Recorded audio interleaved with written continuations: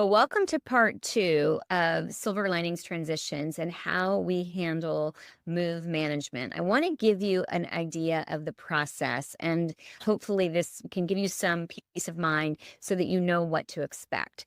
So, I'm assuming at this point that you have already signed the contract and you have said, yes, I want to work with Silver Linings Transitions. The next thing that's going to happen is that you are going to be assigned a team lead.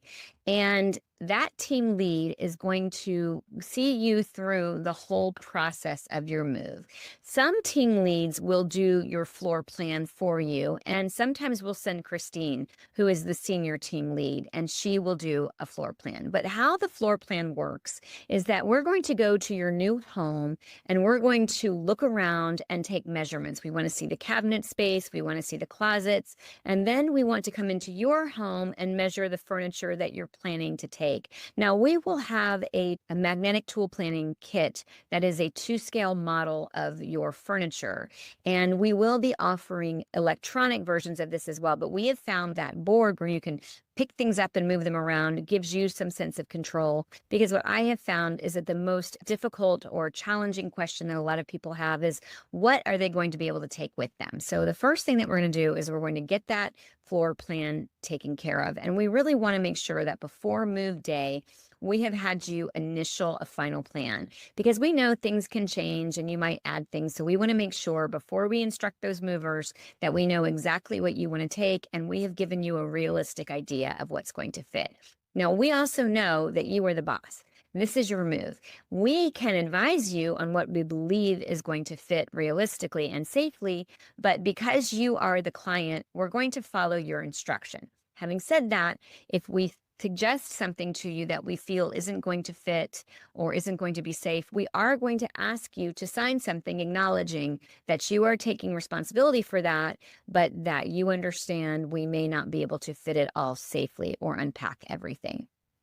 The other thing that we're going to do is we're going to bring in one of our movers, and we work with vetted movers we have relationships with, and we have a rhythm with them. So this means that we work efficiently and we know that we're going to be able to deliver the finished product and not really expect any big surprises. If there is a surprise when we work with one of our move partners, then we're going to be able to make sure that gets handled. Now, some people want to bring in their own movers, and we will tell you that's completely fine. We'll just let you know that when this happens, we can't always guarantee the success of how it will go because we may not have experience with them. And again, we get to know our movers and we know the process and how it works. So after we have done your floor plan, we have secured your mover, then we're going to start helping you sort your belongings. And some people make really quick decisions and it's no big deal. And some people can even decide on themselves. Some people have a lot of stuff or a little bit of stuff. People who have a little, they won't need a whole lot of sorting help. But if you do have a lot and you're going from a larger space into a smaller one, then you're going to want us to help you make those decisions or bring somebody in who can help you with those decisions. I always tell people I do not recommend an adult child. It always turns into a battle. An adult parent doesn't want to be parentified by their child telling them what they should or should not take. Also, because this is something that we do on a regular basis, we have a good idea of what you are going to need.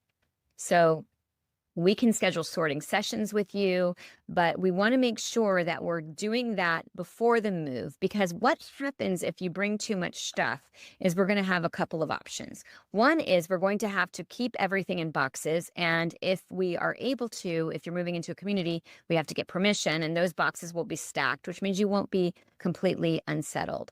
The other thing that will happen is we could try to unpack everything and realize we don't have enough space, and then we have to pack everything back up. That means that the mover has spent more time, we've used more packing supplies, and you're paying us for more time. And then the last option is that we can pack your things that we know aren't going to fit, and we can arrange for storage. There again, you're taking more time to pack items, you're paying for storage. And what I have found about storage is it's really just a delayed decision. If you aren't living with it on a daily basis, I'm going to encourage you to let it go. I'm going to do another session for you on how to make those sorting decisions, but I'm just moving you through the process in this video. So after we've done sorting sessions, then we'll have your move day scheduled and we're going to handle all of the logistics. We're going to coordinate any elevators, we're going to coordinate the movers, we're going to make sure we have the team available, we're going to make sure we've walked through the house with you and any third parties, any adult children, any communities, any realtors. We're going to make sure that everybody is on board for the actual move in day. So we will typically do some pre-packing, and in some situations, we'll do all of your packing the day before. A lot of times, what we try to do is sort and pack simultaneously. The next thing that we're going to do on the day that you're actually moving is we're going to meet the moving trucks there, and we are going to finish those last minute items. So we want you to be able to spend as much as possible every night in your own bed, which means that unless you're going to have to use a high rise or an elevator in two places, or you're moving outside of San Diego, then for the most part, we're going to try to let you sleep in your own bed. We're going to ask you to leave aside anything that you're going to need that last night, your television, your coffee pot, your frying pan to make your eggs, whatever it is that you're going to feel comfortable in. The next morning, you're going to have a team lead show up at your door, meet the movers. They're going to finish loading all of the things that we didn't pack the night before. We want to make sure we have clean sheets and clean blankets for your bed. And then the rest of the team is going to meet the movers in your new home. Now, the team lead may have assistance depending on how much you have, because she or he is going to be loading the wardrobes, loading the refrigerator and the freezer, taking the plants, and again, all of those last minute items. Then the team will meet the movers and we will be unpacking your kitchen and your bathroom while they are unloading the truck. We're going to try whenever possible to have everything done. We like to say done by dinner, but there are some cases where your move is more than we can accommodate in that day. And in that situation, we're going to make your bed and unpack the majority of your boxes, leaving you in a safe space. But we're going to leave pictures and other unpacking and any final organizing for the next day whenever possible. For safety reasons, we really want you not to be in your home on the unpack day. This is actually a national recommendation by NASM, the National Association of Senior and Specialty Move Managers. They give us best practices, and their recommendation, and we found this to be the case, is that it is better that our client not be in the home when we are unpacking, because we have a big team, we have all of the movers, and it becomes a safety concern. Having said that, I always want to remind you that we know that this is your move.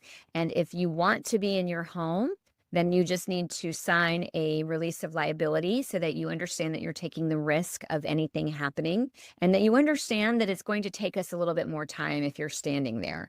So again, we always are going to be very upfront that we are going to use best practices, but you are ultimately our boss. Okay, so now I've just walked you through the process and generally how the move goes. If you have a bed that has, like, it's a sleep number or it's got special instructions, we want to make sure that you've identified that. We want to make sure that if you have any items that are sentimental that can't be replaced or of high value, you've let us know before we've started packing, so that we're just making sure that we're managing your expectations every step of the way. So I hope that gives you a good general idea of the process. And I am going to do a third video to tell you a little bit more about the best ways that you can work with us to sort.